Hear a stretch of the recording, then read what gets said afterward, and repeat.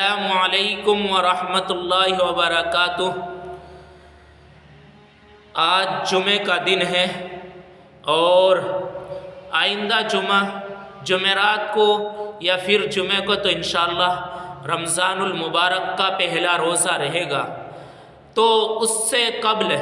رمضان المبارک کے متعلق کچھ باتیں گوش گزار کر دی جائے تاکہ رمضان المبارک سے پہلے ہم رمضان المبارک کی تیاری کرنے والے بن جائے۔ جس طریقے سے گھر پر کوئی معزز مہمان آتا ہے تو اس سے کے آنے سے پہلے تمام تیاریاں ہوتی ہیں، تو میرے بھائیوں رمضان المبارک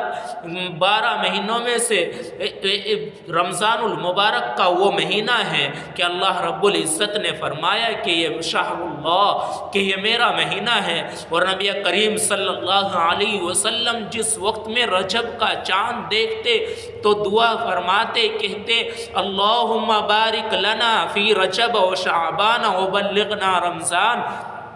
اے اللہ رجب اور شعبان میں برکت عطا فرما اور ہمیں رمضان تک پہنچا، یعنی ہماری اتنی عمر کر دیجئے کہ ہم رمضان المبارک کا مہینہ پالے۔ ماہ مبارک آنے والا ہے، اللہ تعالیٰ کی رحمتوں کی گھٹائیں برسنے والی ہیں، تو اس سے پہلے ہم اس کی تیاری کرنے کی ضرورت ہے کہ رمضان المبارک کا مہینہ شروع ہونے سے پہلے تیاری کرے کہ رمضان المبارک کے مہینے کی ایک منٹ کی، ایک لمحے کی، ایک ساعت سے صحیح فائدہ اٹھائے، کیونکہ آدمی غفلت کی حالت میں مہینہ شروع کر دیتا ہے اور بات آج سے کل اور کل سے پرسوں پر ٹلتی چلی جاتی ہے۔ تو ضرورت اس بات کی ہے کہ ہم رمضان المبارک کا مہینہ شروع ہونے سے پہلے آدمی اس کے لیے تیار رہے۔ اس کے روزے کو فرض فرمایا، اس کی رات کی تراویح کو سنت موقدہ قرار دی گئی ہے، لیکن در حقیقت پورا مہینہ مسلمان کو ایک نئی زندگی دیتا ہے جس سے ہر مسلمان کو گزارا جاتا ہے۔ اور اس مہینے میں رمضان المبارک کے مہینے میں اللہ تعالیٰ کا قرب حاصل کرنے کے لیے ہم اب سے تیاری کریں اور کوشش کریں کہ ہم رمضان المبارک میں ہماری نیتیں ہوں کہ ہم خوب کثرت سے عبادت، تلاوت، روزہ اور نفل رکھیں گے، اور نفلی روزہ رمضان المبارک کے روزے رکھیں گے، اور اسی طریقے سے تہجد کی نماز کا اہتمام اور کثرت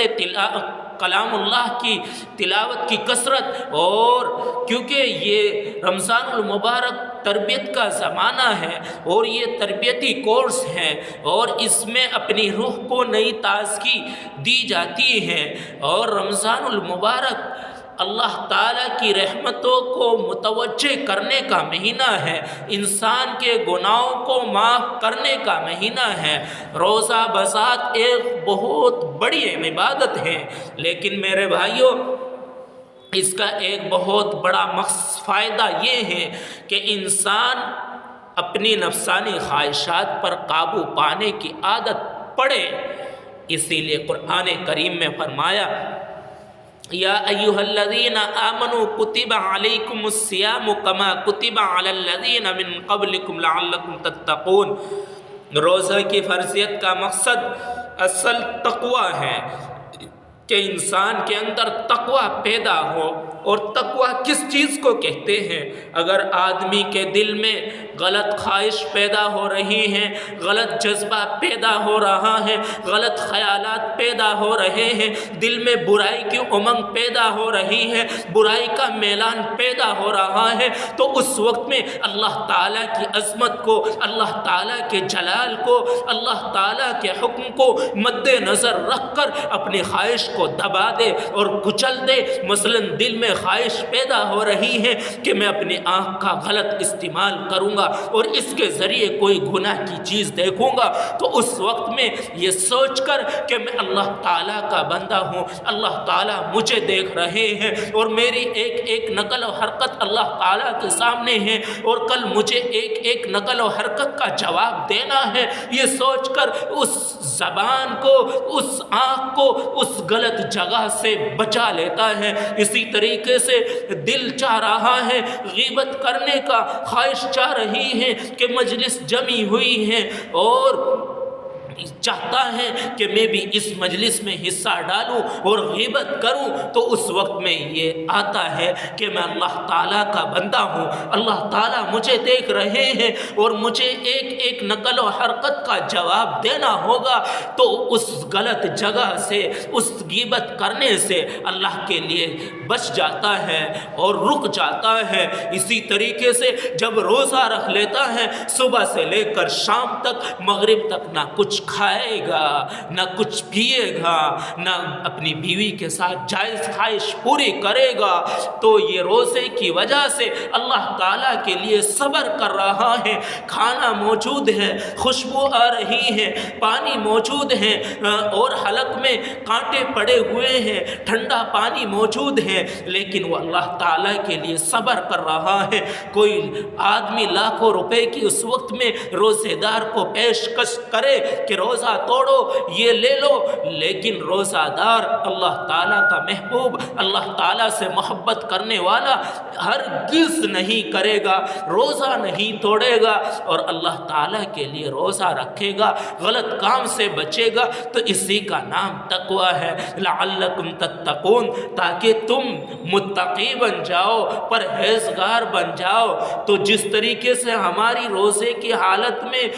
گناہوں سے بچنا، زبان کا غلط استعمال کرنے سے رکنا اور نظر کو غلط جگہ ڈالنے سے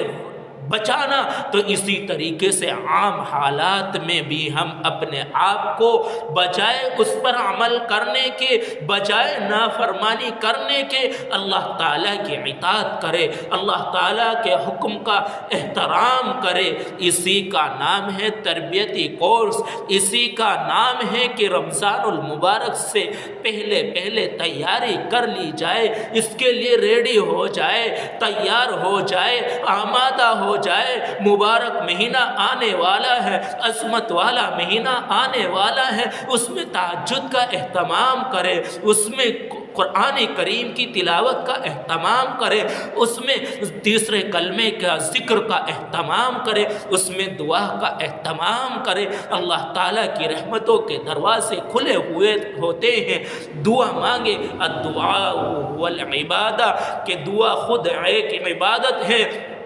دعا مانگ رہا ہے انسان اپنے کاروبار کے لیے، قرض کے لیے، پریشانی کے لیے، اور دعا شامل ہو رہی ہے عبادت میں، تو میرے بھائیوں ہم دعا کریں اور قرآن کریم کی تلاوت کا خوب کثرت سے اہتمام کریں اور اپنے اوقات کو فارغ کر کے اللہ تعالیٰ کے لیے رمضان المبارک میں خوب عبادت کرے۔ اللہ تعالیٰ عمل کی توفیق نصیب فرمائے۔ آمین۔ وآخر دعوانا